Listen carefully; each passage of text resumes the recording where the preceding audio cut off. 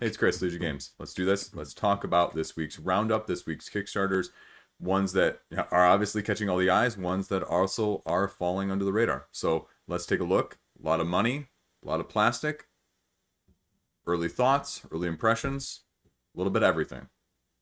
So if you like it, let's do this. As always, thank you for watching. Put out a couple videos earlier in the week. My review of Mechanical Beasts, if you want to check that out. And then there's a lot of other big stuff ending this week, or that is ended at this point. So just be aware. Spread your money evenly. And I also put another video out earlier in the week of the whole Terraforming Mars Ares expedition. Just my thoughts on that as well. So I got a couple more sort of segmented fireside chats with the Liege that I'll be putting out here in the future. Just interesting topics, things like that that are about that length. So if you like that, let me know.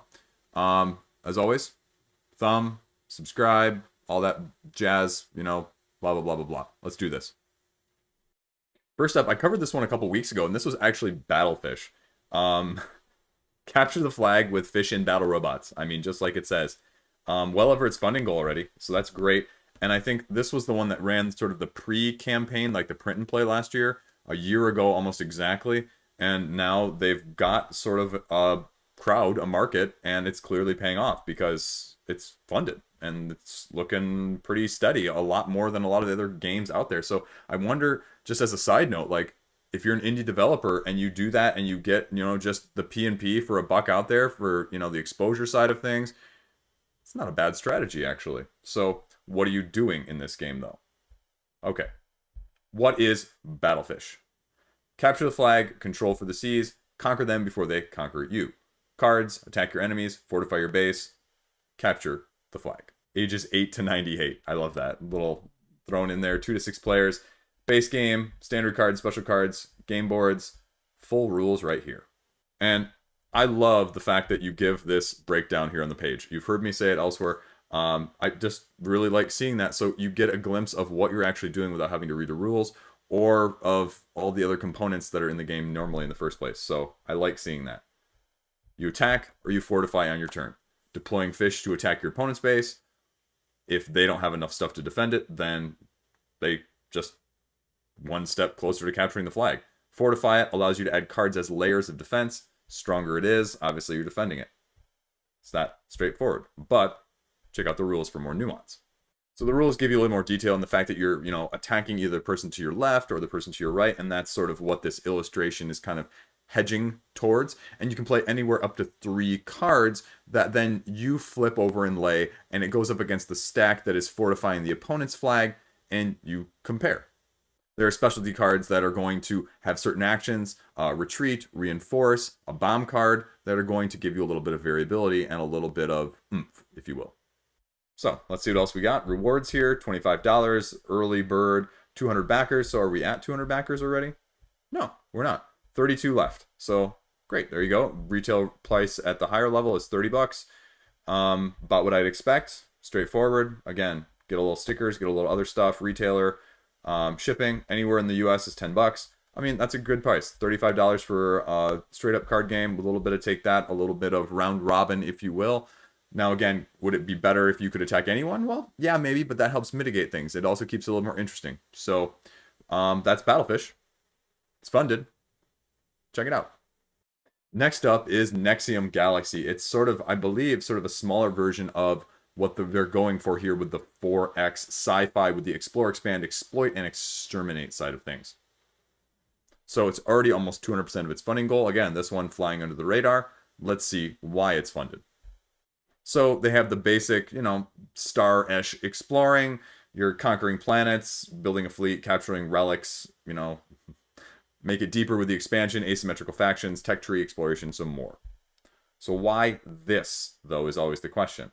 Okay, it tells you, runs you through the 4 X's there, complexity, strategy, and luck, scalable. And that's nice. I mean, I think that's what a lot of people were looking at in terms of Stellaris Legacy, that people liked in terms of being able to scale it in that sense. And it says it's going the co-op, the solo against AI, competitive, or campaign, and more. So again, the only thing I'd say is, are all of those going to be fully fleshed out, and are they going to be equal, or would you be going off a little bit better if you had just, you know, a couple of those? Because that's, I mean, that's a ton.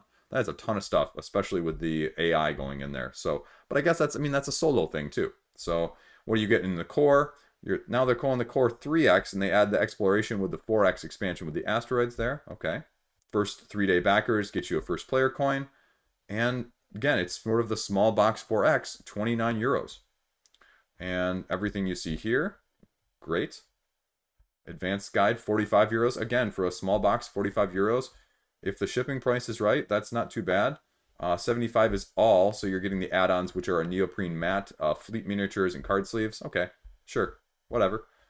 That's fine. Some people really like that, and again, it's not a bad price, but I mean, the plastic is what it is at this point. How do you actually play? We got a couple videos here.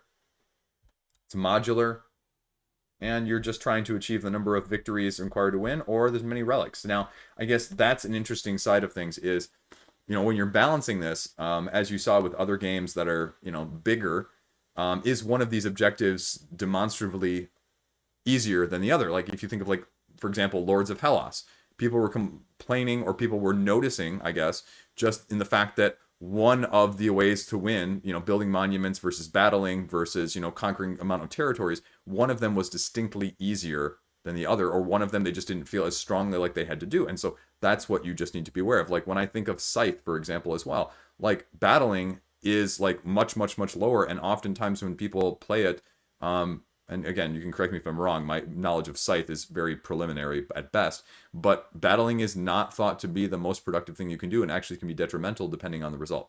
So, except for like the one faction, the red faction or something. Anyway, you know what I'm saying. So, okay, what are you doing? Play one of your cards, movement, management, or both, and they run through a little bit of what you can do here. Moving your fleets, resolving your attacks, plundering energy from conquered planets, but you need energy to travel. You attack an occupied planet, you have to have enough to go over the defensive value that's there. Management phase is collecting your energy from the places you already, sort of taxing them, if you will, and building new ships. And the relics are these remains of this ship building empire of the past, of a highly advanced civilization, and if you control enough, you win. Give you a full rule book here. Download it right there. So check that out if you're interested in this as sort of a smaller, more compact 4X version without some of the bling, but still looking solid. I can see why people like it. It's got a lot of just stuff out there. Seems solid. Again, I am not a 4X person. The space theme, in theory, I feel like I like the space theme, and practicality, like, I'm not sure I have many space games except for like Space Base, which in theme only. But anyway, that is Nexium Galaxy. It's 200% funded almost at this point. Check it out. Next up is Arkosa. I covered Arkosa last week in the upcoming videos. It's only about 15% away its funding goal. You are on this bunker on this foreign alien world, staying with the space theme here, on this unforgiving planet. Like it says, you're using Tableau as well as action building sort of management in order to build the best bunker, to attract the most people to your bunker, to fend off the natives on the planet in the first place, and to just survive. And it's a 1 to 4 player style of game.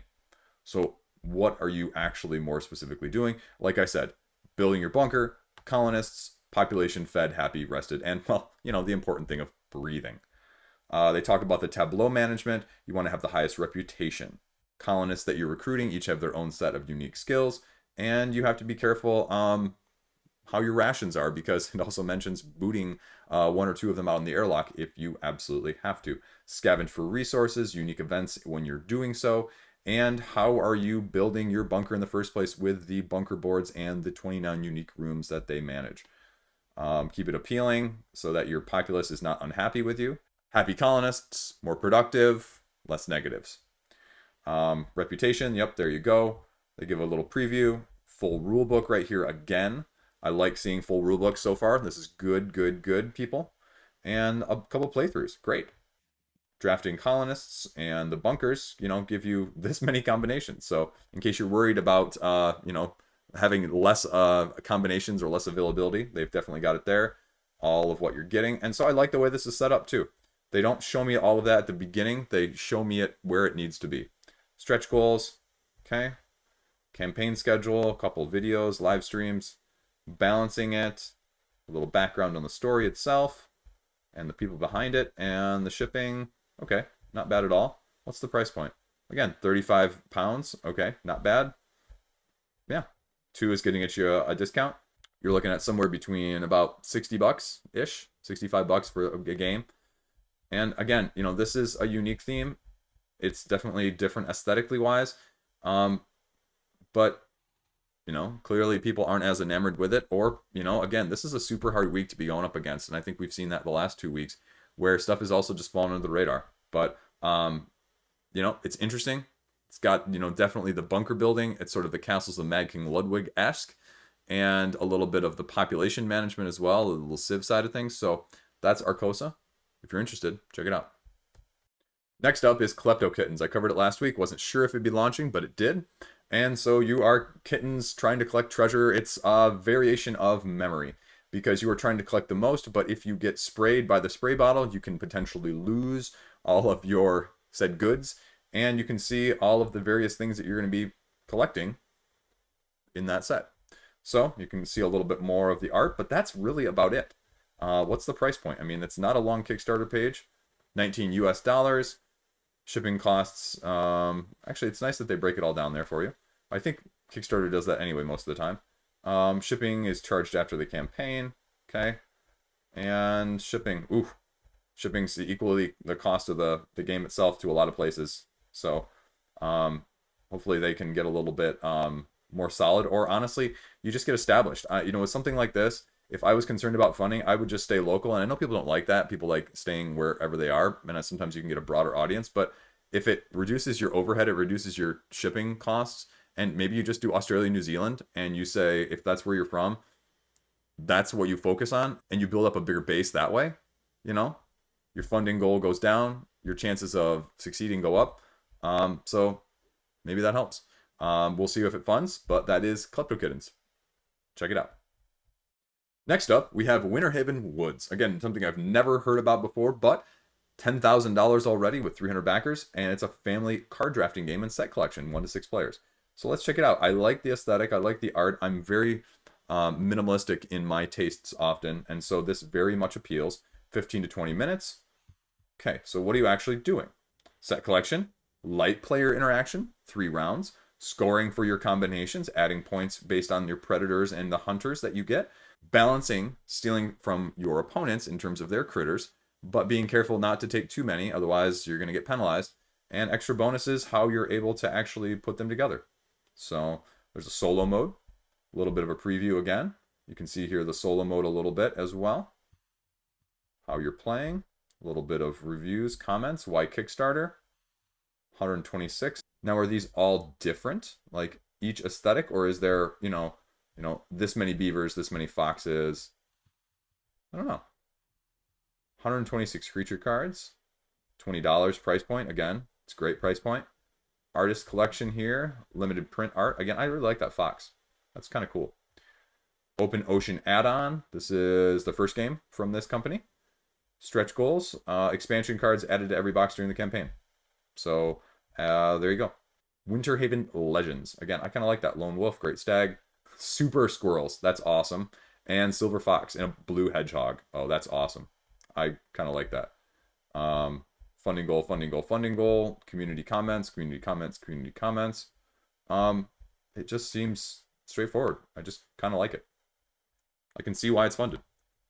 So linking into the rules here, it gives you a little bit more of what you should expect. It looks like there's several phases, but it's actually a long rulebook. If you look at the actual rulebook page, it's 25 pages, but it's relatively short pages. Like this is a whole page right here. So phase 1, draft and pass. Phase 2, plant and populate. Phase 3, take other people's cards. Phase 4, predators eat the cards that are in the meadow.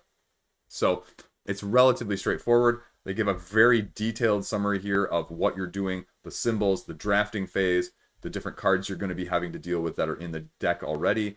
They break it down very straightforward. It's a lot of information, but it's well written, it's well put together, and there's very good clarity there. So it's a relatively very quick read.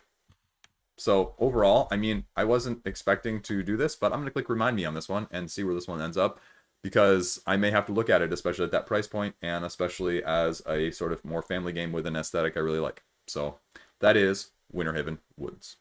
Check it out.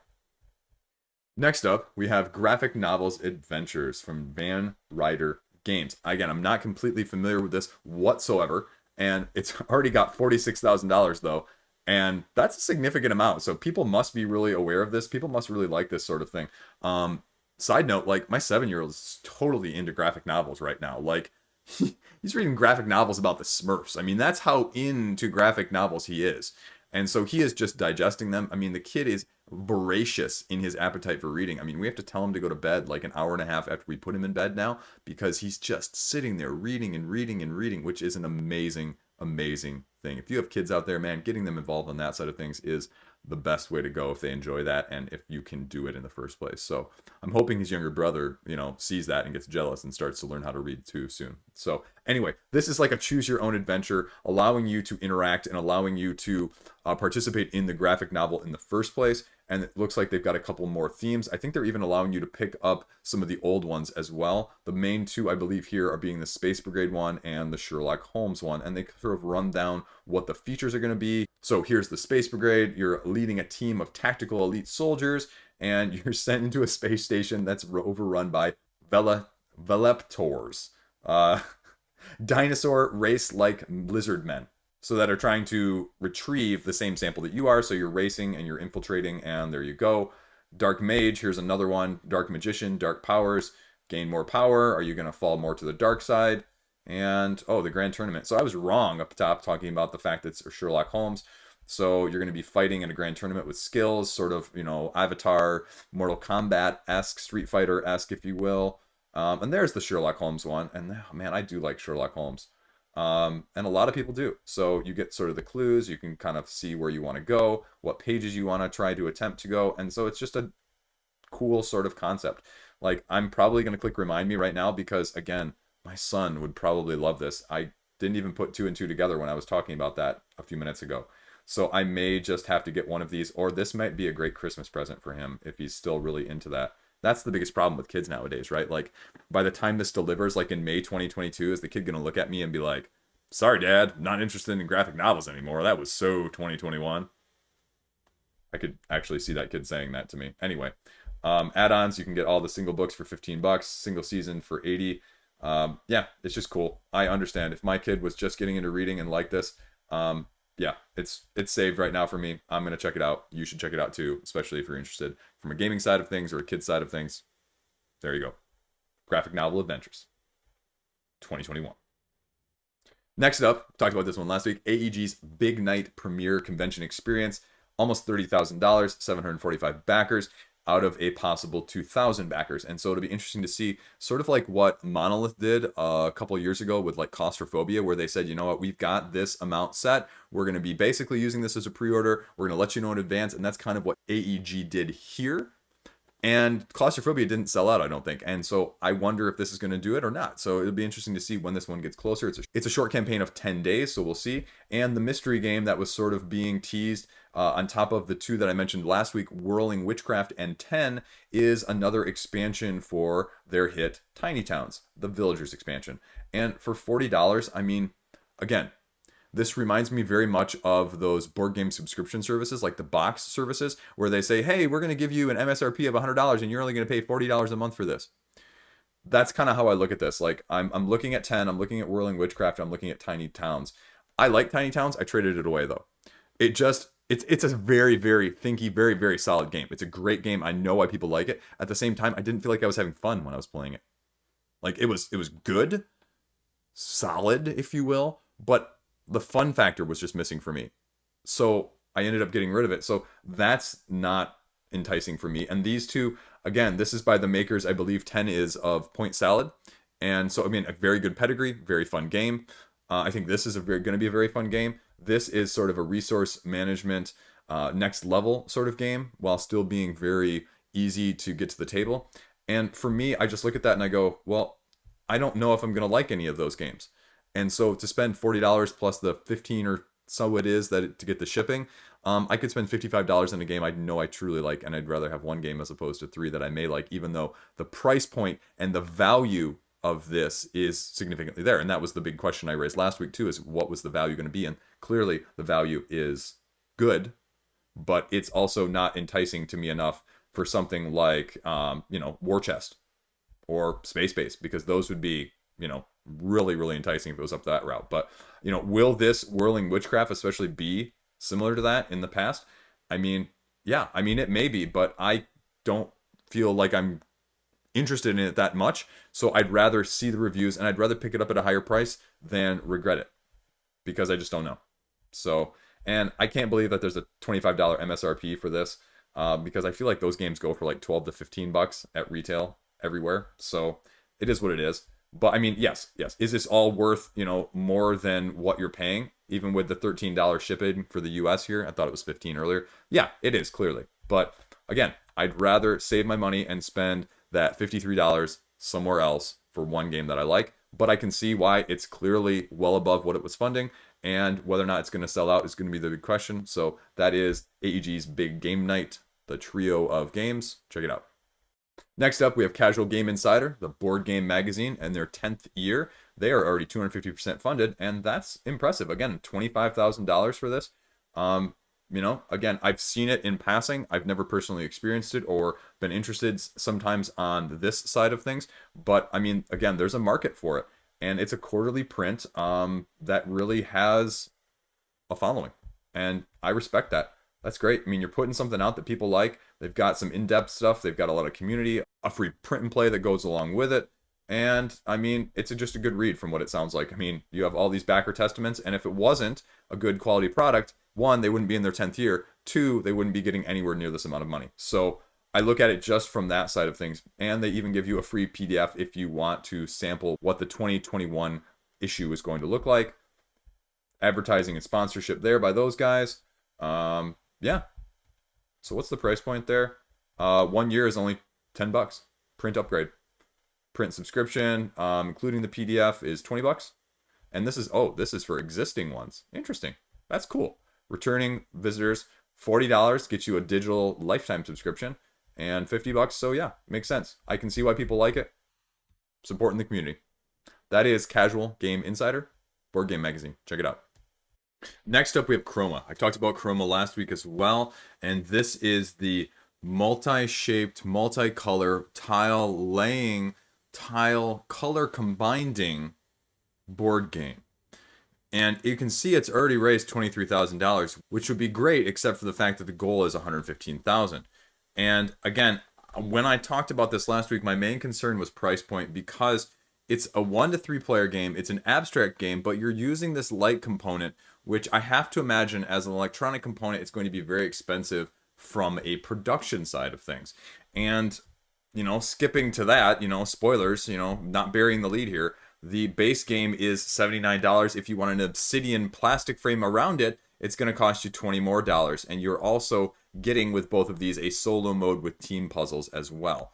So again, I have no doubts that this looks very solid. It looks like a fun game, and that's what all the, you know, the comments on here are saying and, you know, producing and all of that. But it's expensive for what it is. Abstract games are a niche market to begin with. And I mean, the fact that you're raising this much is already great, but I'm guessing from a manufacturing, a production, a designing standpoint, the overhead is a lot higher than what you would have in a regular plastic and, you know, cardboard style of things. And that's, so be it. I mean, that's what this is. Now, is it going to fund? I have no idea, but it's on an uphill start, even though it's, you know, very, very early on. How are you playing? I mean, like I mentioned last week, you're picking a secret color. That is your color, and depending on whether you're playing 2 players or 3 players, it's going to depend on whether you're going for the largest area or the most number of your colors. And then what you're doing is you're just drawing pieces from this bag and overlaying them on top of each other or on a single layer that is not otherwise already occupied. And when these colors overlap, they create one of the 3 colors that you are going for. And obviously, if the pieces underneath are overlapping and the piece on top, you know, covers more than one, you have the potential to create more than one color, which means you could potentially be creating a color for someone else. And that is the gist of the game, scoring said number of triangles there. That's it.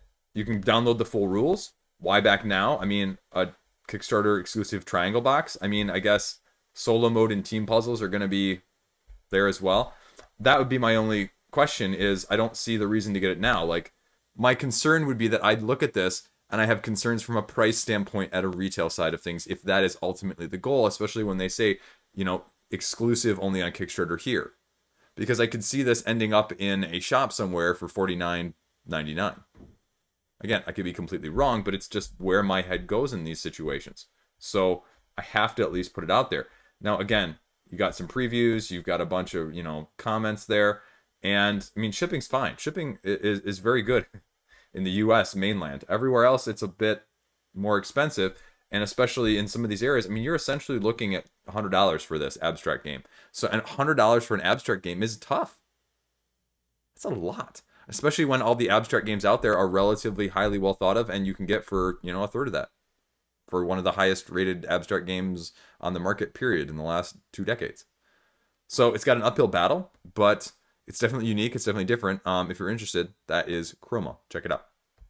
Next up is Valor and Villainy, the latest expansion, the standalone expansion / sequel to the Valor and Villainy series. This one is Ludwik's Labyrinth, and this takes a different twist on it, but it also allows you to incorporate a lot from the original game in depending on how you want to play. The original game is more of a 1v all. This allows you to play cooperative. It also allows you cross compatibility between systems. So if you want to play 1v all with some of the new villains, there is a new villain set and a new cross-compatibility pack that's going to allow you to do that. If you want to port over the co-op mode, you can also do it on that side of things. So what are you actually getting knowing that now? It's got a twist of legacy, it's got a twist of tile laying, it's got a twist of dungeon crawling, you're leveling up, navigating choices, unlocking surprises in this game. Is not a legacy game in the sense that you cannot replay it. So if that is your concern, you don't need to worry about that. And it just looks like some hilarious, chaotic fun. I'm hopefully going to be getting a copy before the end of the campaign. I'm not sure yet. It's just going to be a timing issue. So we'll see if I get a chance to give you some hands-on thoughts or not. But either way, I mean, it's already 3 times its funding goal in the first 24 hours, which is great. And I've heard a lot of positive things about it. It was one of those that I saw the first time around that I was kind of like, very generic, fantasy-esque, 1v all, didn't really stand out to me as much. But the reception you can see here has been relatively positive. So, yeah, it's definitely something different. And this is what you're getting. And they literally show you how much more you're getting in this one than the original. Now, granted, it's a graphic, so it is what it is again. But there you go. Here are all the heroes that you can be. They're unlocking it on days, not stretch goals. Sidekicks, villains, 5 villains, I believe. Now, there are a few stretch goals here, and it'll be interesting to see what they actually do with that. And just how you play. Reveal tiles as you explore, controlling their orientation, multi-choice events, battling minions. And I mean, again, this is chaos. If you don't like chaos, if you don't like randomness, if you don't like dice rolling, this game isn't going to be for you. But if you like crazy combos and manipulative, chaotic fun, this looks like a very good time. A couple of videos down here of how to play. They have a rule book. They have tabletop simulators. So again, this is not one of those, despite the amount of information you may feel like is not necessarily as deep there, between the stuff that is out there for the base game, the core mechanics of how some of this is, in combination with the rule book and the how to play video, this should give you a very good sense of what it actually is and what it isn't. And I love this feature. I mean, adding axe to mechanics to master. I mean, just been playing lately a ton of Zombie Teens Evolution with my kids, and we are literally opening the last envelope in like 2 or 3 games. And my kids are excited because each game has been, a little bit different, and we're adding stuff, and they're going to have to try and compete all of the little objectives. And spoilers, we're almost done. We've got probably 80% of them done, 85% of them done. But it's trying to get all those stickers on that reward page. And that reminds me of this. And I just said a couple weeks ago that, I want to see more of this type of stuff in games. And, there's just some dopamine release that's just different when it is like that. And they talk about the retail level pledge here. And, the retail level pledge is really appealing to me, to be honest with you. And that's going to be where I'd have to make my decision. Because, I don't look at this as I need plastic. And you've heard me say this, I am a standee fan. And the question is, if they put some of these, I think one of the expansions that's going to go with it, one of these mini expansions or something, I believe, is going to be included. Maybe not. Maybe I'm making that up. If so, I'll edit this part out. The antagonist arsenal, again, villains in alternate game modes. So you can play, the co-op and the solo, or the 1v many. So like I said, you can port back and forth, and it allows you new ways to play. Talks about what it's going to give you. The premium here, including the premium plastic token kit, I think, what is there, a playmat too right here? So the old copy, the old version, the previous version of Minions of Mordok there is a deluxe version you can get as well. Um, Again, plenty of videos down here at the bottom. So daily reveals as well. So we'll see a little bit of everything there. And it's going to be one of those, again, for me, it's going to go right down to the wire. Shipping is going to be what it's shipping, you know, that's fine, whatever.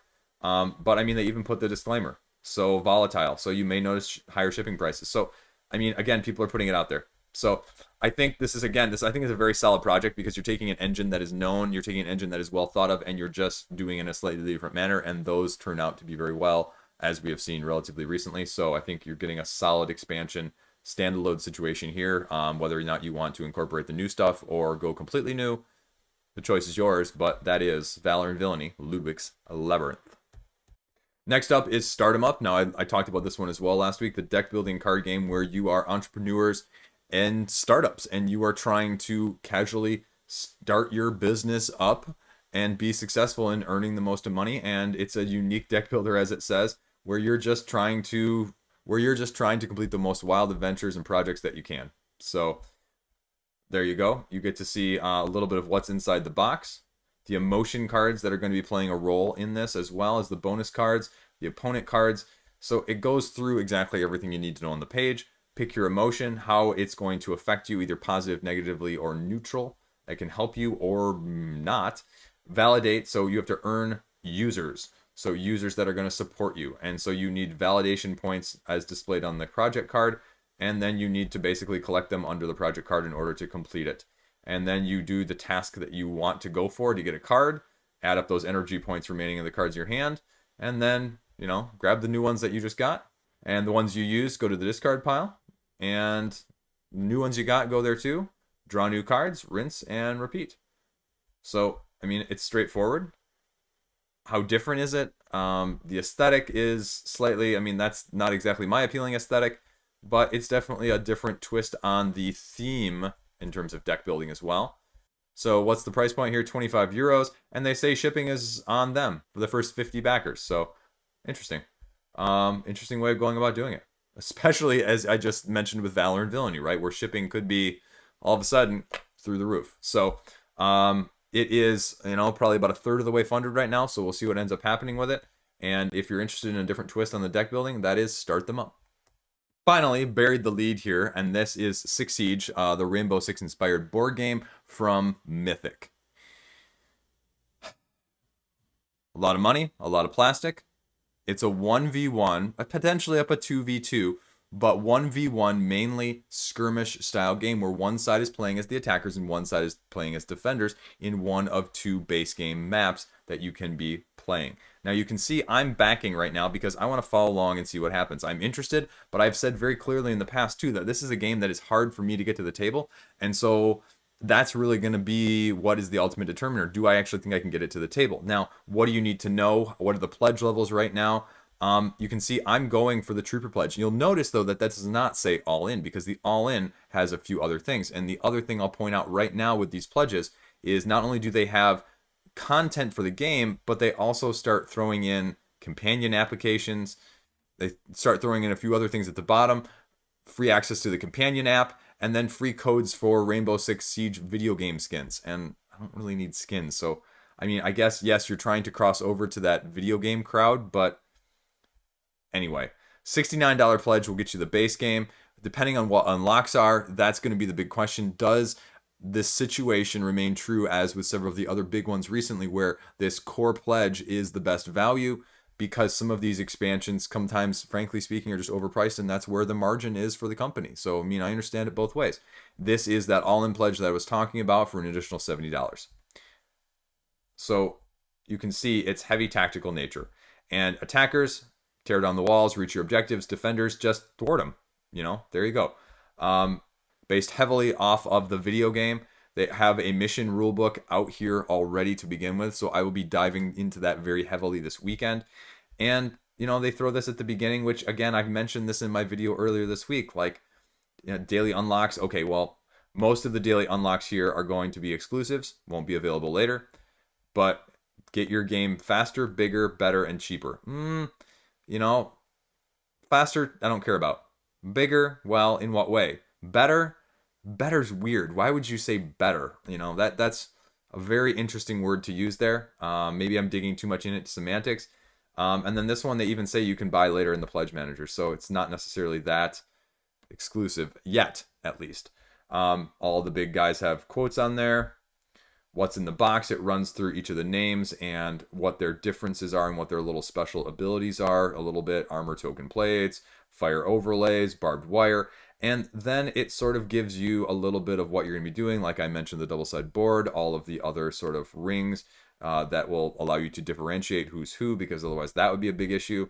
And then all of your 3D elements in terms of terrain and obstacles.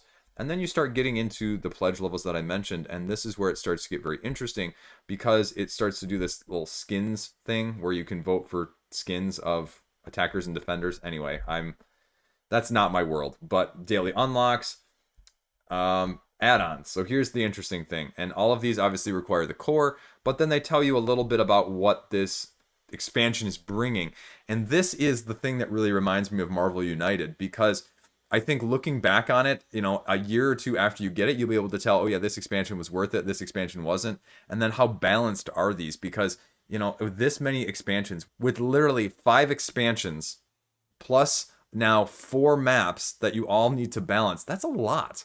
And so are some of these expansions going to be skewed? Or if you only have a couple of them, is it going to skew it one way or the other? That's the interesting thing that I'm not quite sure on. And you can see each expansion is offering 4, it looks like right now, operators per side. So it's not going to be, you know, one side heavy and the other side heavy. So if you get one box, you're going to be heavier on the attackers. If you get a different expansion, you're going to be heavier on the defenders and balanced that way. But, you know, the first one here, for example, it says that it's adding more tactical opportunities. Black eye cameras, special rounds in the bullets, great. Infiltration is the second one. The third one's obstacles and conditional triggers, tactical opportunities. Fourth one is going to be, you know, sort of leeway in terms of movement and how fast and far and different ways you can move, including walls and barriers. This one is going to be basically hidden, and upgrades that way. And then you start to see another expansion pack of the map and a second map pack as well. So again, like, that would be my biggest concern is, like, are all of these designed to be equal? Or are you going to find that specific maps are definitely, you know, one side or the other heavy? But again, that's a years down the road sort of thing. Extra decor, game highlights. Like I said, choose your map, choose your mission, build up your team. And again, that for me, it's good in theory, but the ability to actually get this to the table is the big question mark. Like, I have enough trouble because I look at games that are tactical from a dungeon crawl side of things, especially the 1v-alls. This sort of gives me that vibe. 1v-all is to this as sort of like deck construction is to deck building. And what I mean by that is I think that I have enough trouble, like with Marvel Champions, deck building there. And so a game that gives me more of that makes it a lot harder for me to get to the table. I have enough trouble with the 1v-alls where the team is preset almost for me and I have less options, as opposed to this many options where it's just, you know, I'm trying to construct the right team, and, you know, some of it is, you know, less skill based and more what do I pick beforehand and how is that going to be against the other person. So some of that's going to be out of my control if the other person just picks stuff that's just, you know, a little bit more better for the situation than me, not necessarily how I use it. And now, granted, maybe it is more, again, heavier on that side of things, but that would be my biggest concern. And it looks very tactical. Again, I don't think you're getting a bad game here. I think you're getting a very solid game. The rulebook's out. These guys, if you know them, I don't know if you know them, they have another video out as well talking about it. And King of Average has one too. So you shouldn't, again, enough videos that you should not have a question of what the gameplay looks like and how it plays. You know, there's enough information out there. So, yeah, it's great. I like seeing more information because typically some of these big ones like Mythic, they don't have as much information. They haven't had as much information in the past, so we'll see. But that is Six Siege, the board game, and check it out if you're interested. Next up, I talked about this one as well. Power Rangers Heroes of the Grid, Rangers United. And this is sort of got more of the comic book vibe. If you've been out of the comic book loop or never been in it, Power Rangers is becoming big on the comic book side of things, and it's got more of the comic book aesthetic, but it's still heavily playing, I believe, off of the TV series that are out there. You know, Rangers United, Thunder Pack, Ranger Allies, Villain Pack. I believe it's still heavily on that. I could be completely wrong here. I'm not as deep into my Power Ranger lore as I used to be, clearly. The interesting thing is how they're divvying up these pledges, because I talked about last week that this is I think their fourth campaign, and the first one was gangbusters, you know, just under $1 million, but the last two have been like $200,000 or $300,000 and less than the first one combined, because they really haven't offered as much support for newer people with each of the last two campaigns. And so the question was going to be, you know, what are they doing this time around different? And you can see right now that if you are looking to get some of the new stuff, you can piecemeal it, but the more of it you piecemeal, the more promo stuff they're giving you. And promos, in the very loose sense, I think they're giving here, you know, you can see that what promos they're giving you. They're giving you this extra dice set, this green Samurai Ranger, and then the Zord pack as well. And if you get one of those expansions alone, you get 0. If you get 2 of them, you get 1. If you get all 3, you get all 3 of these. So that's good. But then the only other entry point here, again, is $300 to get, basically, I think this is the first base game with the first Kickstarter expansion, Kickstarter exclusives deluxe box here, with the new stuff as well from this expansion, Rangers United, and a little bit of other stuff. Now, if I'm reading this right, though, if you go back to the original Kickstarter page, they have this pledge level for just the base game, but then they have the $90 pledge level. It's Morphin Time Power Up, which was the unlocked Kickstarter exclusive stretch goals. So if this is exactly what they're saying here in this box right here from Goldar, that pledge level, that whole pledge level was only $90 previously, including all of these stretch goals and all of that stuff. And maybe, I'm hoping that maybe it's including like this stuff, some of these other expansions, because that would make more sense and that would be a better value with some of that stuff. But it doesn't seem like it is, and I don't know if there's clarification down here to give it any more. And they even say prices are going to be higher in the late pledge. So it's interesting. And I guess part of it maybe is because they have the online shop that they're linking to here on the campaign, because you can get additional add-ons that are in stock right now there from some of the previous stuff. And so maybe that's the reason they're not offering, you know, some of the other stuff. And I guess that would kind of make sense if you can get it through the retail. And they just said, you know what, hey, just go to our website instead. Instead of do it through Kickstarter, and where the Kickstarter is going to take a price cut, just go here through it instead. Yeah, I mean, this looks like it. It's $125 on here, plus the $90, $225 on the other one. So, I mean, it's expensive for what it is. It is to get in at this point. Maybe they lost money on the first one. Maybe they gave too much into the first pledge, and they're just been recouping it since. But it's an interesting way to do things, and it's a high price point for entry. I think it's already close to what the second and third Kickstarters raised. So, obviously, this one is maybe hitting a little bit more home, but we'll see if it levels off. We'll see if it approaches, you know, $300,000-$400,000 instead. But you know, I like the aesthetic of the more comic book type Rangers. It's a big price point for entry, so take it for what you will. But if you're interested, I mean, I know it's, again, relatively well thought of in terms of the hard co-ops. So that is Power Rangers Heroes of the Grid, Rangers United. Next up, we have the relaunch of the Great Race 2. That is already almost funded. So the success, the second time around, it appears. And this is, I believe, what, Wild West and Far East in terms of the racing across both of those continents. And you can see a little bit of the hexagonal-based grid system for racing here that they have set up. It's a standalone game, so you're getting everything that you need in one setting. And you can see it's a double-sided map in terms of those two continents. And you can just kind of see everything that it entails for the $73 price point here. You have 4 different crews that you're going to be being able to race with, and potentially a 5th one as well.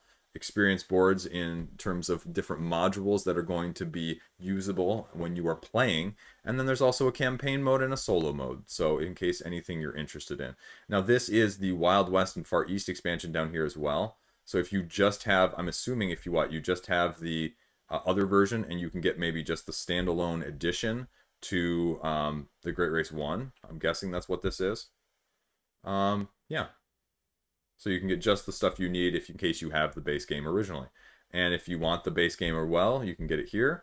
For the first time around, you can individually get some of the other expansions here. And, you know, there you go. Bonus modules, all the pledge levels that you can variously go at. And so what are you actually doing? you're crossing a continent, and the first player over there triggers the final round, victory points, order of arrival, condition of the vehicle, as well as whatever money you got left. Some video previews here. And then they talk about how you're going to be actually taking your turn, planning simultaneous action selection, essentially, whether you're going to be doing funding or performance on your dashboard, and you can choose one of two areas even within that particular action itself, and you can choose which one you want to use by you activating your assistant, drawing your terrain tiles, figuring out how you're going to move in terms of resources and which one you're going to activate, and then driving a number of spaces equal to wherever your level of your engine's at. Repair if you have to, escort if you have to, and then fund, because you're going to need money to keep doing it. Full English rules are there as well, and a little bit of expansions, a little bit of stretch goals here, and we'll see what else happens with that. A lot of stretch goals there for all of the expansions, it looks like. And it tells you a little bit about what's new here as well. So if you're, in case you're a return backer, you can see the difference in whether or not it's worth getting it new or picking up just the upgrade, essentially. So I'm not a big race person, so I can't really speak to that. The rules are definitely on the page if you want to take a look at it. I mean, there's a reason $18,000 has already been raised, and it's probably clearly going to hit its funding goal in the next couple days. So it's just going to see what else comes out before the end. And it's a 24 more day campaign, so we'll see where it ends up. But that is the Great Race 2. So next up, we have a completely under the radar one, but I want to bring it to your attention. It's only 40% of the way funded, but this is Dungeon and Kingdom. And this is a very unique take on things. You can already see just from the graphic here, it's $19 or so. But it's from Asteria Games. They did the Deja Vu game as well. Yeah, and you have 54 backers already doing it. So what is this game, Dungeon Kingdom? Now, again, I'm going to tell you right now at the beginning, I'm going to click Remind Me on this one, and that's what I think of this one already. So it's a very interesting concept. You have Rado, you have the Dice Tower run through there. Print and play if you want to actually get it. Early bird bonus right there. And what is in the box? You're getting these 70 adventurers, you're getting the 18 monster cards, and the reward levels are very straightforward. It's just the pledge is about $20, and if you get the early bird, it gives you, like I said, the print and play. So all it is you have this 3x3 grid of forming a matrix. You're taking one card and you're putting them in your array from left to right. And so all you're doing is you're grabbing them. And so anywhere when you get said number of cards in your array, and the example they use here is from 5 to 7, but you can't have more than 7, you get to take a card that is color matching where you are cutting, because you are dividing the cards in your row essentially into two separate piles. The left pile is the one that fights the monsters. The right pile is the one that you get to use the powers of. So then you need to, based on what the monster needs, manipulate it so that you can achieve victory by getting the heroes over here. And so you can use them to manipulate how you are going to be moving these cards between those two arrays, as well as drawing other cards and getting other cards. And if you get all of the cards that are required, you get to defeat the monster. You get victory points based on that. I mean, that seems very interesting, but also up here from a thinking standpoint, more than I would have met, initially. And then they go through the characters' powers that they're tailor-made for the functions. So you're going to get asymmetry when it comes to this stuff. So all in all, I mean, I like the aesthetic. I like the price point. Shipping's going to be whatever, but I think it's good. And I'd love to see what they've got in terms of stretch goals, because I think this one really is going to fly under the radar. But that's also the reason I wanted to show it to you guys, because I wasn't going to cover it initially, and then I read more, and I think you guys would like it. If you're like me, a little bit of taste of the same ilk. So that is Dungeon and Kingdom. Check it out. So next up, we have Zombies Love Tacos, the card game. It's already over its $1,500 funding goal. Just reminds me of the kids' book, Dragons Love Tacos. Anyway, if you've got kids, young age, reading them books, go get it. Anyway, so back onto this. It's a very straightforward card game where everybody gets 5 cards to start out with, and all players get 1 zombie flipped face up. You're going to be playing your cards as easy as buying a taco, adding toppings, and taking a bite. So you're drawing cards, playing sabotage cards, feeding your zombie, laying down more tacos to prevent zombies from getting your brains in the future, move zombies forward, flip over a new zombie, and rinse and repeat. Now, I don't get a good sense of how these cards are going to actually be interacting, but clearly there's some situations where you're going to be rotating, stealing tacos from other people, you know, gathering the zombies, manipulating the zombies too. So it's definitely a take that game. Here you can see a little bit of the actual cards. So when applied to a stack of tacos, the value will increase by 1, will cause zombies to have a runny nose. Play this on your feeding phase to kill zombies in front of your line. So just ways to manipulate. And so the last person alive wins. So price point, again, very similar to the other one we just looked at. $18. $100 gets you an original drawing. $300 gets you 4 drawings and a family pack. So there you go. Zombies Love Tacos.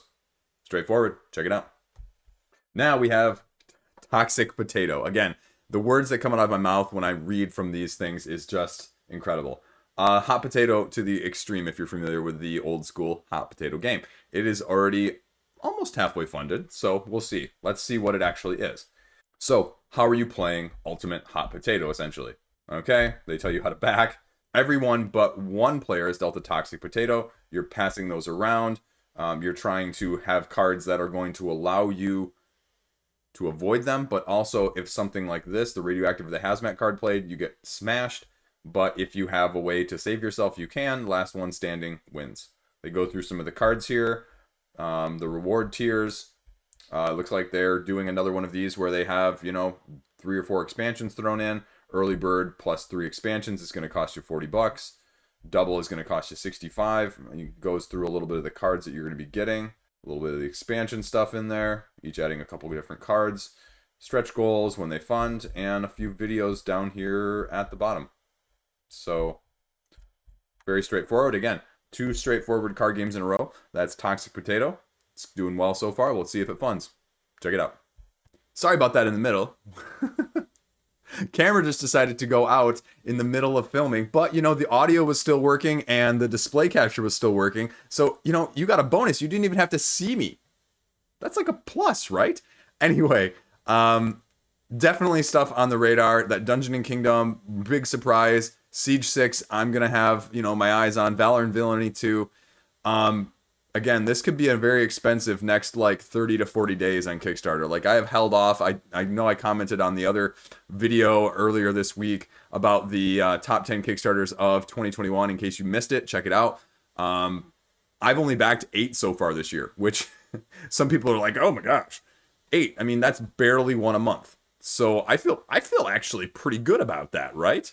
There's plenty that I've looked at and I've said I could back this. This week, Isle of Kittens, you know, cats with the kitten expansion. That was high on there, but I just haven't even played the base game that much, so I just don't think I need more right now. Things like that have really kind of not really captured me as much as I would have hoped that they would in a way. So anyway, that's sort of where my head is at. Again, there's going to be a lot of stuff. Next week, I'm going to hopefully have, before the 29th, because 2 big games launching on the 29th. Wild Ascent, Levon Rising on GameFound, as well as Millennium War. And I have copies of both. And, well, not Levon Rising. I just have the regular Wild Ascent base game.